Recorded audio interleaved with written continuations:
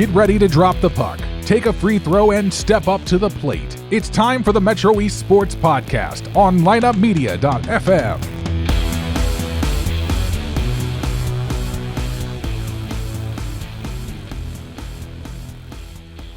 All right, guest number 2 tonight. Welcome to the show, Coach Skirball, Granite City cross country and track. Give me one of these. Get us going here. You're in your 10th season? Let's see. I think I started in 10th season. You're right. Well, that's the math that one of my interns came up with today. You were on it. I was like, he's on it. Give a shout out to Zoogie J. He looked that up for me. Good deal. And you are in the Granite City High School Sports Hall of Fame. Congratulations on that. Thank you. And you are also a record holder still. Still, yes. We had a team. Let's see. I believe it was in 2004. Let's see. I went. Are you talking about it in high school? Or are you talking about SIU Edwardsville? SIU Edwardsville.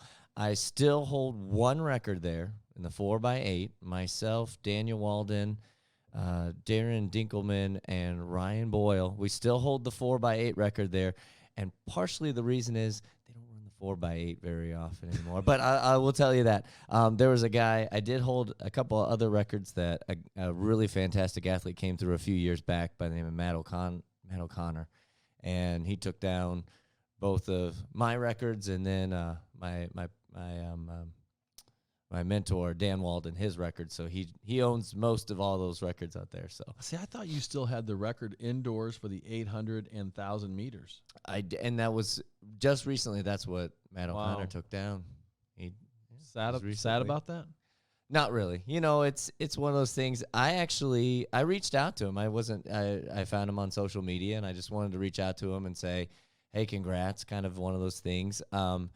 It was a cool thing. I held it for a while, so, you know, it was good. But then you kind of see, you do want people to eclipse that, because if you're rooting for your alma mater, you know, you're going to have to get faster times than what you ran. And so it was one of those things that it was kind of like, but then it was good. Congratulations, you're a nice kid. And I just said, hey, I just wanted to say congratulations. He reached back out to me. And so it was kind of a little cool moment over social media. What did he say to you? Dude, you're slow. Yeah, he just said, whatever. Yeah. No, he's a great kid, and just said, just thanks so much. It just meant a lot, because I know that we had a good crew at SIU. We have middle distance runners that right around just a couple years before I came to even about 3 or 4 years after I left, we had a group of guys that just trained together. And they were just fantastic half milers. And so going to practice every single day with those, you know, I use the analogy of, like, you know, with the Flying Illini in the late 80s, you know, when those guys played together, you know, you have some of the best basketball players in the country. And I felt that way, you know, training with those guys. We pushed each other, and therefore we ran some great times, and we, you know, set a couple records there. I feel like SIU Edwardsville has a history of track excellence. They do. You know, it's, you know, starting back in the day with, you know, John Flamer, and a lot of the things that he did for those programs in the 70s and into the 80s, and then passing the baton, pun intended there, to Harry Lang. And, you know, Harry being responsible for getting the Olympic Festival, getting the track there, Cordy Stadium. That was his baby, you know, getting that track down there, bringing the Olympic Festival, and then we hosted several NCAA championships. I was fortunate enough, one of my NCAA runs, I actually got to race on my home track in 2003, and so that was really, really a neat thing to be able to see that magnitude. And so, but yeah, absolutely, you know, just years, and even after I left, you know, javelin throwers and coming in with David Strauskis, bringing in some amazing throwers that went on to be national champions and go on to Olympic trials. And yeah, a lot of really cool stuff there. Cool. And we did a podcast with Coach Lang. Yes. Recently, and he is fantastic. I could sit down and talk to Coach Lang, and I know you can too, for hours. And, you know, and I have time to time, because the awesome thing about him is I ran under Daryl Frecker, who was, again, part of that SIUE excellence. He was his graduate assistant at SIUE before Harry stepped down and Daryl took the program. And that was during the time that Daryl was qualifying for the Olympic trials. And he had run in 88 and 92. And I would not have known to the extent of how amazing of a runner that Daryl Frecker is. I mean, here's a guy who was, ranked top miler in the United States and, in world rankings.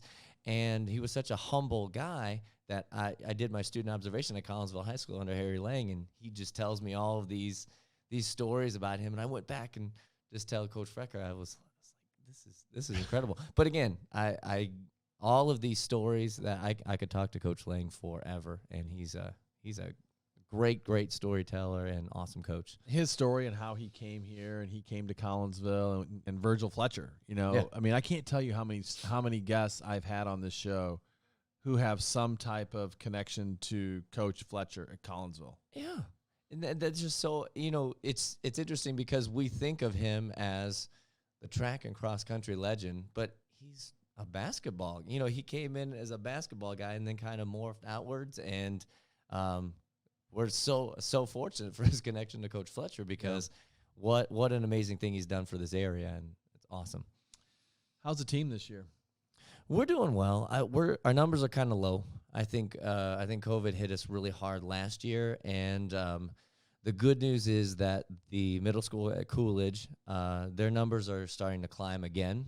And so anytime that you see that is encouraging because we've got a football program now, we've got a softball program for the first year there, and baseball. So seeing those fall sports start to thrive at the junior high is really going to help us out at the high school. So numbers are kind of low, but we have quality, and I've got a couple of runners that possibly could challenge once the state series comes around and maybe get us back to Detweiler in November.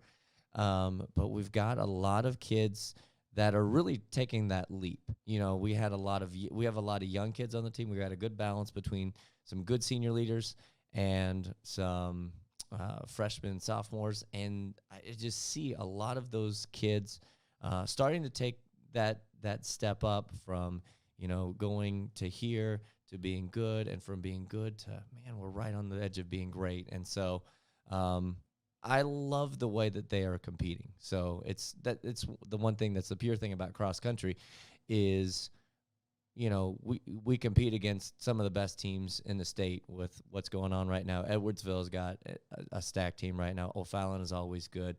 Waterloo and Triad have some good teams. Civic Memorial has been doing very well. And you get to run against great competition, but really it's about pushing yourself. It's about how you can raise your own individual bar and how you can have success. And I love watching these kids grow. And we race at Springfield this weekend and then Peoria next weekend. And those are kind of two of my litmus tests to kind of see where we are. And I have a feeling, especially with the weather getting cooler here pretty soon, we're going to run some fast times there, I hope. Girls and boys? Are you coaching both? Yes, girls and boys, both. We have about 13 young ladies, and we have 8 on the guys' side right now. So really small, but the athletes that are competing, they're quality. They're doing what they need to do. How is it for you as a school record holder, a collegiate school record holder, a Hall of Famer? How are you able to relate to kids who are really just getting their start in the sport? And they don't know if they want to be awesome at it. They don't know if they want to run 5 miles a day. Sure. How are you able to relate to those kids? You know what, and I'll tell you what, the lesson that I learned was when I was the worst coach in the world, and I'll tell you who it was. It was for my wife. My wife one time said to me, and she's not a runner, and she said, you know what, I want to run a 5K. So I all of a sudden, get all this thing together, and then, partway through the training, she's like, listen, it was kind of like this isn't working, I'll just train by myself. And she's like, she found the coach, the Couch to 5K rather training plan. And it was interesting because it was an eye-opening experience, because you think of it as a cookie cutter, like one way, we're going this way and moving forward.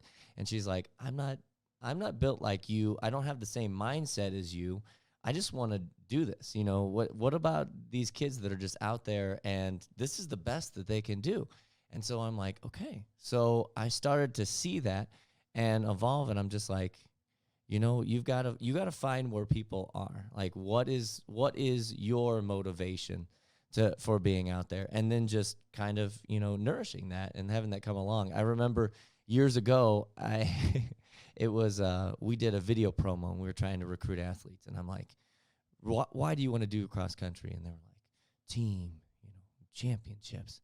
And I had one girl that got on there straight as day, and she looked in the camera and she goes, I want to look good in my homecoming dress. Wow. And so I go, okay, how Get honest, fit. yeah, how honest do you get with that? And so then it opens your eyes to, like, not everybody wants to do this to, go after championships. They're like, I just want to belong to something. Right. I want to strive to do something. And then I want to get healthier. I want to get healthier. I want to, and you find that motivation, and it motivates you. I had a student that was actually a few years ago, a student that has Asperger's, and it was an interesting story to see his kind of metamorphosis. So he was in the Illinois Center of Autism's class, and he grew throughout the years, and he was very, very shy and very, very introverted. And one day, he comes out for cross country. He just wants to belong to something. And then I just see the way that cross country just, helped him to kind of break out of his shell. It gave him confidence, just getting through the workouts. And he did say to me later, he's like, Coach, do you realize that I made it through the Fades workout, all right, which is a workout that we do, or I made it through this, and I just realized I can overcome these other challenges in life. And then you start to realize, like, this is what it's all about, investing in these kids and seeing how they can grow, how they can push out, and finding out what motivates them, what pushes them, and just help them nourish that. That's cool. Yeah. Your wife made you a better She coach. made me well, I mean, come on. I mean, is that not the most honest? I mean, Yeah. Like, that's, look. I mean, that's all over the place. I mean, you look at that, the other aspects of my life, but yes, absolutely. So your wife's a big influence on your coaching career, but so Absolutely. is your dad. Yes, he is. Talk about your dad's influence on you as a coach. It was so cool because I got into running. I started running in junior high in track and field at Grigsby. And Dad had run long ago back for Coach Harmon in the late 60s, graduated in class of 69. So we ran, I think it was 67 and 68, the falls for Coach Harmon. Mm-hmm. And really didn't do much else after that as far as running was concerned. And then when I started getting back into running, he was like, he used that as a motivation for him to get back into shape. And so he started running with me. He started becoming a coach. So he was just volunteering and being a part of it, being around it. We started entering road races together. And it was just a cool thing to see that kind of evolve. And, we did that together. And actually it was really cool because whenever I was a freshman at SIUE, we hosted the NCAA championships, and Coach Frecker said, okay, look, I'm going to train you. We're going to go through the NCAA officials training because we need volunteers. We need officials for this meet. And I had told Dad about it, and he's like, that sounds something kind of interesting. So he actually got trained with us, the team that had done that.